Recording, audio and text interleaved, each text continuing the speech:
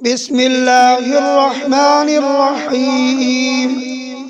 صاد والقرآن ذي الذكر بل الذين كفروا في عزة وشقاق كم أهلكنا من قبلهم من قرن فنادوا ولا حين مناص وعجبوا أن جاءهم منذر منهم وقال الكافرون هذا ساحر كذاب أجعل الآلهة إلها واحدا إن هذا لشيء عجاب وانطلق الملأ منهم أن امشوا واصبروا على آلهتكم إن هذا لشيء يراد ما سمعنا بهذا في الملة الآخرة إن هذا إلا اختلاق أنزل عليه الذكر من بيننا بل هم في شك من ذكري بل لما يذوقوا عذاب أم عندهم خزائن رحمة ربك العزيز الوهاب أم لهم ملك السماوات والأرض وما بينهما فليرتقوا في الأسباب جند ما هنالك مهزوم من الأحزاب كذبت قبلهم قوم نوح وعاد وفرعون ذو الأوتاد وثمود وقوم لوط وأصحاب الأيكة أولئك الأحزاب إن كل إلا كذب الرسل فحق عقاب وما ينظر هؤلاء إلا صيحة واحدة ما لها من فواق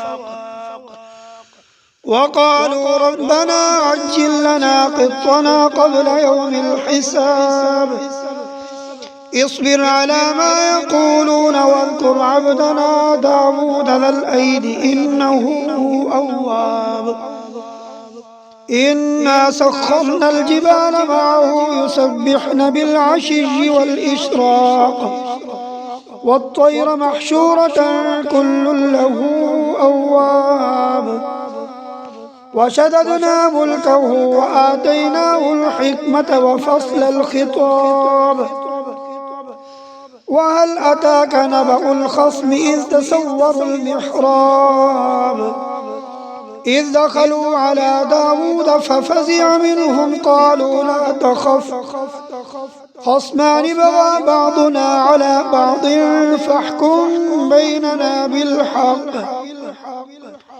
فاحكم بيننا بالحق ولا تشطط واهدنا إلى سواء الصراط إن هذا أخي له 99 نعجة ولي نعجة واحدة فقال أكفلنيها وعزني في الخطاب قال لقد ظلمك بسؤال نعجتك إلى نعاجه وإن كثيرا من الخلطاء ليبغي بعضهم على بعض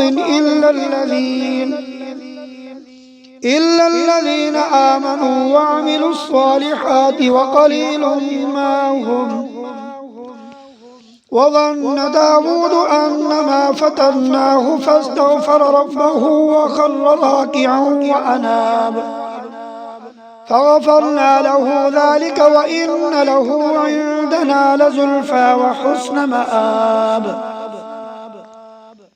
يا داود إنا جعلناك خليفة في الأرض فاحكم بين الناس بالحق ولا تتبع الهوى فيضلك عن سبيل الله إن الذين يضلون عن سبيل الله لهم عذاب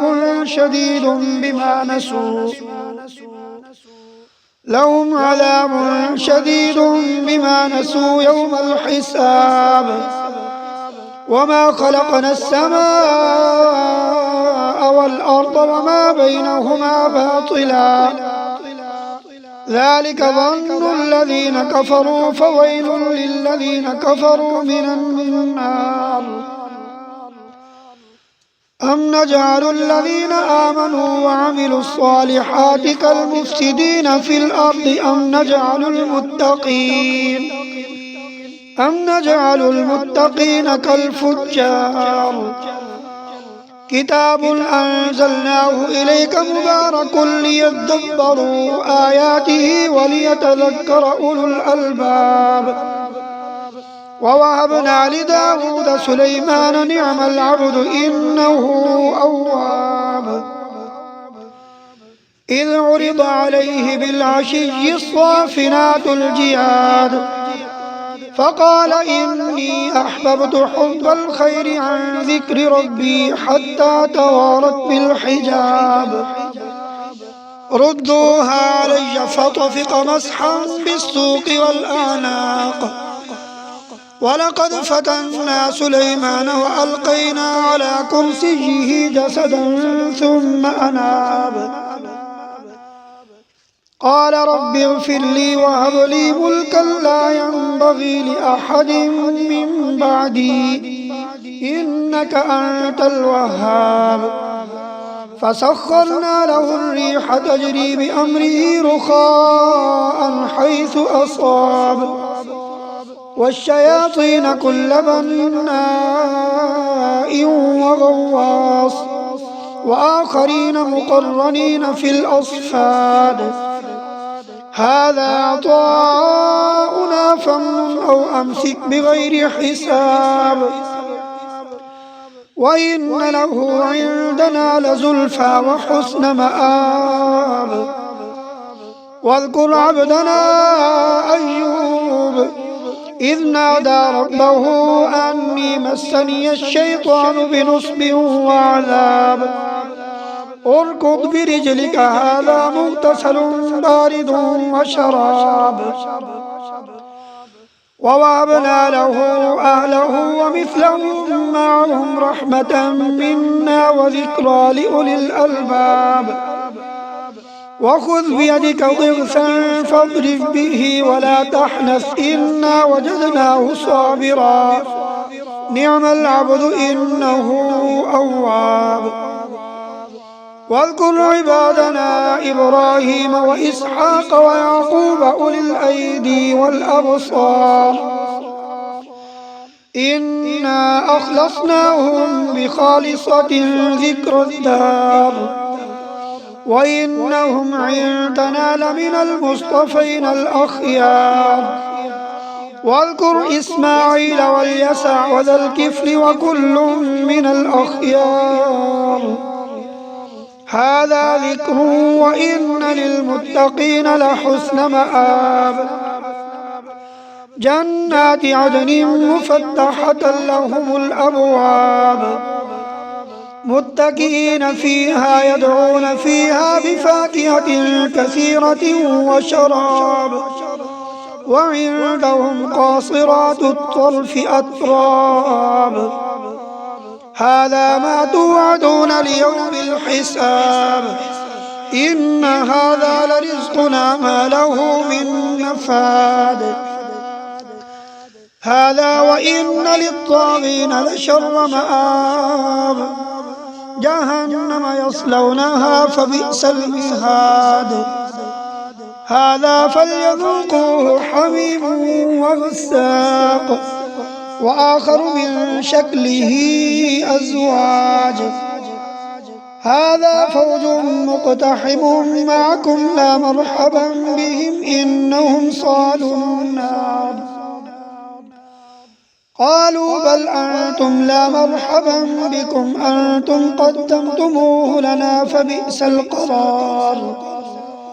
قالوا ربنا من قدم لنا هذا فزده عذابا ضعفا في النار. وقالوا ما لنا لا نرى رجالا كنا نعدهم من الأشرار اتخذناهم سخريا أم زاغت عنهم الأبصار إن ذلك لحق تخاصم أهل النار.